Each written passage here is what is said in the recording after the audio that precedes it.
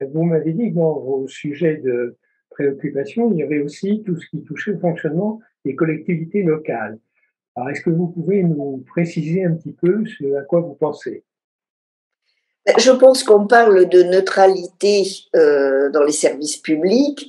On voit bien la difficulté que l'on a. Bon, je parle des collectivités locales, territoriales. Pareil, dans les associations, c'est très difficile de vérifier, même si on a un moyen, puisque le moyen, c'est la subvention des associations. D'ailleurs, c'est ce qui a été voté dans la loi récente sur le séparatisme.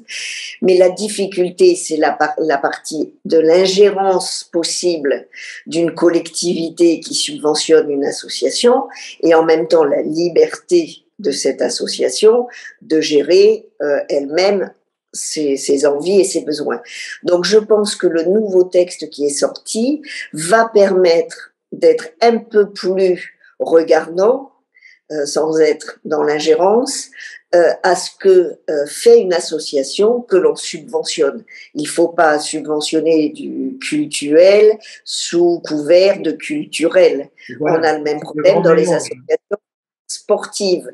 Vous me parliez d'égalité homme-femme. Je pense que dans certaines associations sportives, un des clignotants du cultuel caché, ou voilà, c'est l'égalité homme-femme ou le manque d'égalité et de mixité.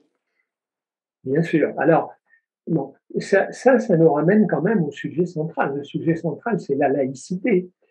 Vous avez été membre de l'Observatoire de la laïcité. Alors, vous n'avez pas été membre, si mes informations sont exactes, pendant très longtemps.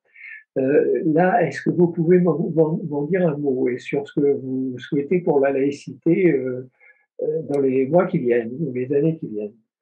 Alors, cet observatoire de la laïcité, je dirais que ça partait d'un bon principe. Je ne vais pas refaire la genèse parce que nous n'avons pas le temps.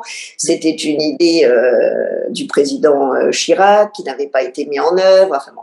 Et ça a été mis en œuvre par le président Hollande. Donc, quand on m'a demandé d'y être, j'ai dit oui. Parce que je trouvais intéressant de voir de l'intérieur, avec un certain nombre d'écrivains, juristes, inspecteurs de l'éducation nationale et personnes des ministères, de travailler sur ce sujet. Les débuts ont été intéressants parce cet observatoire a permis la remise à plat ou la relecture de textes existants, de faire un vadémécum, enfin voilà, des choses intéressantes. Quand nous sommes rentrés un peu plus au cœur de la laïcité et des problématiques, style Babylou par exemple, je me suis rendu compte que l'Observatoire de la laïcité, avec son président et son secrétaire, pratiquait un peu trop, à mon avis, le pas de vague. Et c'est-à-dire que les prises de position n'étaient pas claires et nettes. Quand on voulait recevoir, et quand je dis on ou nous, avec quelques-uns de mes amis, hein, Jean Glavany ou Oui, vous avez notre ami Patrick Kessel, Kessel, oui. voilà, Patrick Kessel, les gens, c'était toujours un petit peu compliqué parce que là, on ne recevait pas telle ou telle personne sous prétexte que c'était encore en justice, sous prétexte que, enfin bon, les prétextes étaient tellement énormes qu'à un moment, c'est devenu très compliqué. Et en fait, l'Observatoire de la laïcité pratiquait ce que j'appelle la coexistence avec mon association non préférée qui s'appelle Coexister. Et cet œcuménisme, j'emploie ce mot exprès, nous pratiquions l'œcuménisme alors que nous étions normalement censés parler de laïcité. Et donc, nous n'étions pas là pour faire de l'œcuménisme religieux, parce que là, sinon, on oublie les agnostiques, les athées, etc. Oui. Alors, il y a eu un grand moment dans votre combat. Il y a eu vous venez de le citer, il y a eu la crèche Babylou. Je ne sais pas si tout le monde a encore en mémoire ce combat. Est-ce que vous pouvez nous le rappeler en quelques mots? Alors, en quelques mots, Babylou, c'était une crèche privée au cœur d'une commune, Chanteloup-les-Vignes, où il y avait un accueil 24 heures sur 24, 365 jours sur 365 d'enfants. Donc crèche, mais en même temps nuit pour des enfants un peu plus grands que ceux qui viennent d'habitude à la crèche, des enfants de personnes qui font l'entretien le matin à l'aube ou le soir tard, de pompiers, de gendarmes. Enfin, je veux dire, il y avait une vraie mixité parentale, parce qu'on a aussi parfois l'impression que l'on parle que d'une catégorie de personnes, ce qui n'était pas le cas à ce moment-là. Et une employée n'a pas voulu respecter la neutralité. Elle est revenue de congé de maternité, elle a porté un foulard, elle ne voulait plus faire certaines choses. Bon. Et donc, la directrice de la crèche a voulu la renvoyer. Et là, il y a eu une procédure judiciaire parce que il y avait un règlement intérieur pour Babilou, mais qui juridiquement ne voulait rien dire, parce que vous signez un règlement intérieur qui n'est pas reconnu par la loi, c'est au bon vouloir des employés. Si un employé jette un pavé dans la mare, et ben c'est ce qui s'est passé pour Babilou. Donc ça a été une longue procédure de plusieurs années, de beaucoup d'épuisement pour le personnel et la directrice Natalia Baleato, à qui je rends hommage. Et donc cette employée a finalement, par la Cour de cassation, son renvoi a été validé. Donc c'est ce qu'on appelle une jurisprudence. Mais une jurisprudence n'empêche pas une autre entreprise, une autre crèche, une autre association, une collectivité, enfin collectivité non, parce que c'est plus contraint au niveau des... Oui, c'est très réglementé, oui. Voilà, mais de retourner et refaire le parcours du combattant. Donc moi, j'ai dit, il y a un vide juridique, il faut le combler, et donc j'ai présenté un texte au Sénat dans les années 2012, qui n'a pas suivi son chemin à l'Assemblée nationale, à mon grand regret, mais qui a été validé grâce à la loi El Khomri.